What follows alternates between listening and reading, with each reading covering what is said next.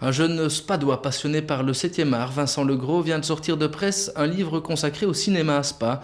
La ville d'Eau ne compte plus aujourd'hui qu'une seule salle, mais elle connut un âge d'or après la Première Guerre mondiale. L'ouvrage est publié par les jeunes éditions Galopin, créées par Marc Thomé de la librairie Pesès, qui samedi dernier accueillait le jeune auteur pour une conférence et une séance de dédicace. Brigitte Lousberg.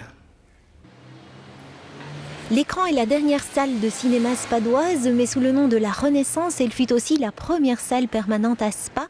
Elle ouvrit ses portes en 1903, il y a juste 100 ans. La première séance de cinématographe a cependant eu lieu 7 ans plus tôt, le 4 août 1896. Elle fut organisée par l'un de ces nombreux projectionnistes itinérants qui étaient présents sur les foires ou investissaient les locaux les plus divers de la ville d'Eau.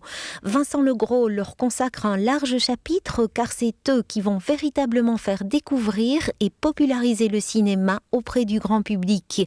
Les Spadois cependant ne seront pas les premiers à mordre à l'hameçon. Il faut dire que le public spadois est assez mondain et plus orienté vers des spectacles dits classiques comme le concert, l'opéra et le théâtre classique. Donc le cinéma n'a pas tout de suite vraiment pris auprès de la population spadoise et c'est à partir de 1903 là véritablement qu'il y a eu un véritable engouement. On peut dire que Spa est un petit peu en retard dans l'engouement pour le cinéma par rapport à des villes comme Verviers ou Liège. L'histoire des cinémas spadois n'avait jusqu'ici jamais été traitée. Elle ne pouvait l'être que par un passionné. Vincent Legros a animé des émissions de cinéma sur les ondes de diverses radios locales et collaboré à plusieurs publications périodiques.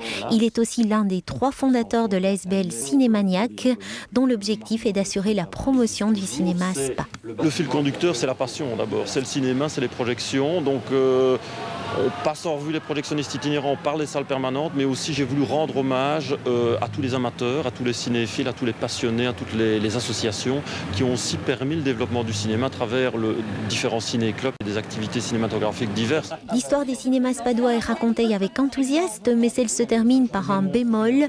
L'auteur ne cache pas son inquiétude pour l'avenir de la dernière salle de cinéma spadoise.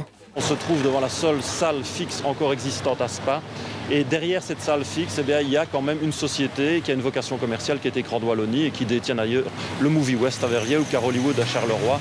Et on espère vraiment de tout cœur qu'il va avoir une survie pour cette salle-ci et que Écran de Wallonie continuera à promouvoir le cinéma à travers un réseau de salles de moyenne importance dans des villes de la taille de Spa. Ciné-Spa, les cinémas à Spa depuis 1896. L'ouvrage de Vincent Legros est disponible dans toutes les bonnes librairies de Spa, Verviers et Liège, selon la formule consacrée, ou auprès de l'auteur au 0494 57 51 37. Les cinémas forêts sont passés par Spa et ont permis également